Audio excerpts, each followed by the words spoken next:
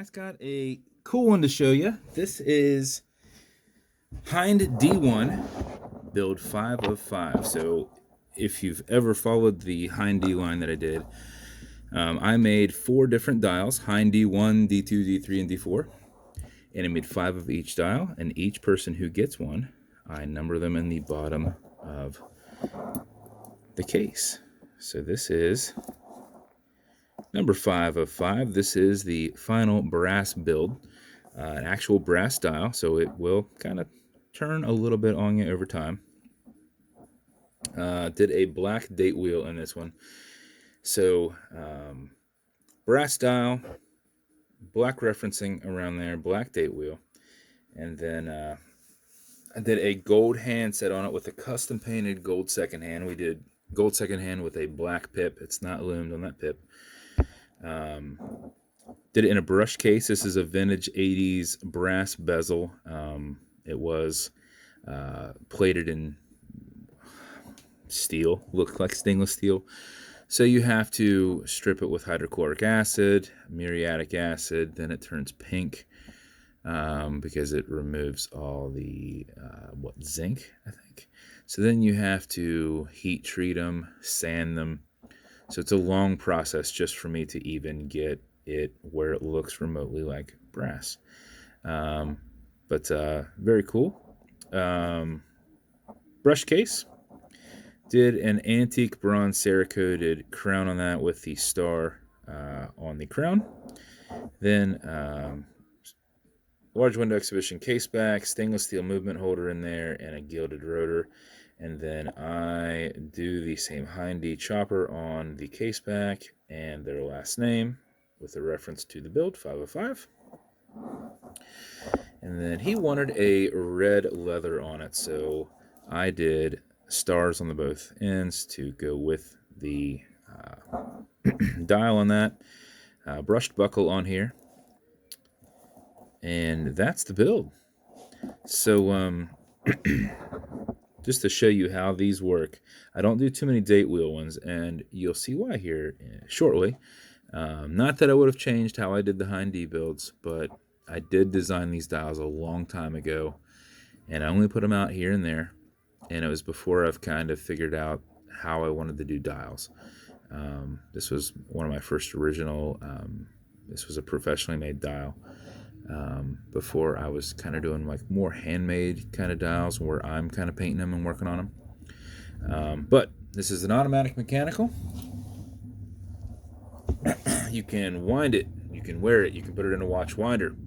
But if it's dead or you're not going to be very active, make sure you wind it just a little bit. And how you do that is you back the crown off the threads until you hear it clicking. And when you hear that, you can wind it. And a wind is a turn away from you. Now, turning it back towards you doesn't do anything, but it's a lot easier to keep your finger spacing just going back and forth. So if you do this for 4 or 5 seconds before you put it on, that mixed with the movement of the rotor, will keep time throughout the day. But if you do this for something closer to 20 seconds, back and forth like this, you're going to max out your 31 plus hour power reserve on it. You cannot overwind it, so no worries there. Now, there's only one setting to pull this out to, and that's the time setting. So you're going to go, how do I set that date? Well, not quickly. So what you'll do is you will work this until the date changes. When that date changes, you're going to go back. And what you'll notice is around 9 o'clock, you'll see that 23 going up in the air, and it's going to drop back down, okay? Once it drops back down, you're good, but I usually go just back to 8, and I go back forward. Goes to 24. Go back to 8. You should see it go up and down, and then it should advance to 25. Now, pro tip for you. If you ever do this, and you don't notice that it goes up and down, it could be slightly off track. And what I've found to do when that happens is don't go back and forth a second time, or then it's off. I've gone all the way around the 24 hours, and it did whatever it was needing to do, and it was fine. I've had that happen to me twice out of like every build that I've ever done that had a date wheel in it, which I used to do a lot of them in the beginning, 200 plus in the beginning had date wheels on them. Okay, so that's just a pro tip. Okay, so normally you won't even encounter it. But if you do it and you're like 27, I just did it and it's still on 27, advance it 24 hours. I'm telling you, save me from having to tear it down and redo the whole thing. So we're at 29. Okay, Google, what's today's date? It is Thursday, December 2nd, 2021. Good Lord, I've got two of them too close to each other. One speaks, one's a woman, one's a man. So 31.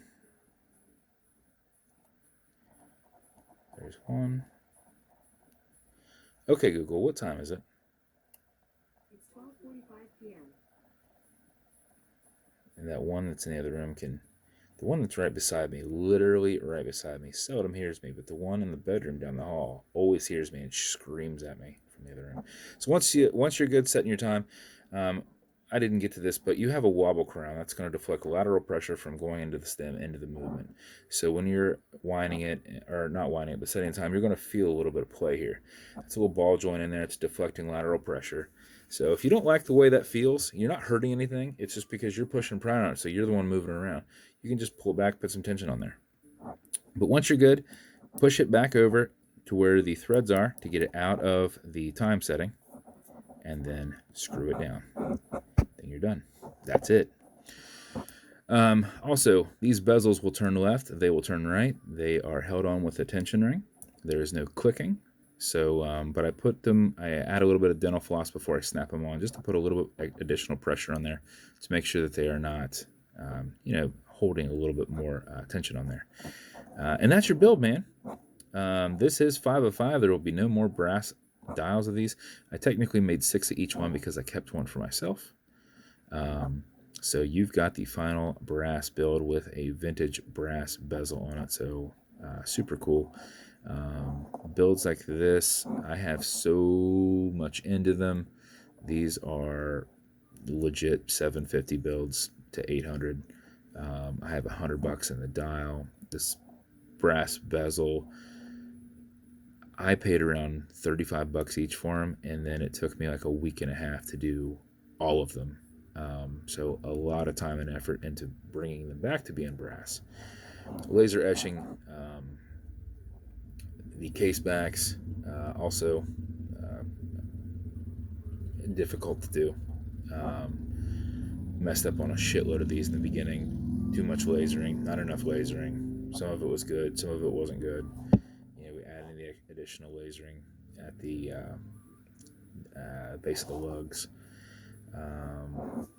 All these are typically, have either cerakote done to them at some point, always have a leather to them. Also, one of the cool things that you get with this is you get, you have your build and warranty cards in your box, but you get a very thick laser etched Hind D action card,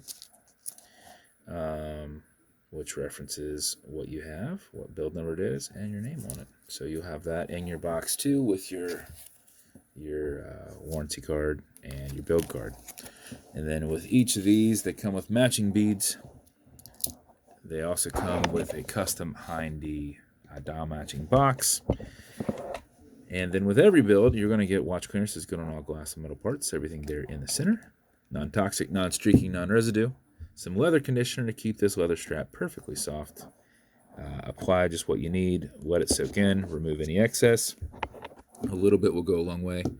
And then some fine scratch remover. This is Novus 2 from Amazon, just repackaged. This is like Polywatch. You have an acrylic glass and you can scratch it, but if you do, put a tiny bit on that and then use your included ultra microfiber and buff that out. About 20 seconds, you should knock it out. Buff it opposite the direction of the scratch so that you're not pulling the Novus, the scratch remover, from the scratch, that you're pushing it in there. I generate some heat with my thumb by like kind of buffing it back and forth, and usually about 20 seconds it gets knocked out.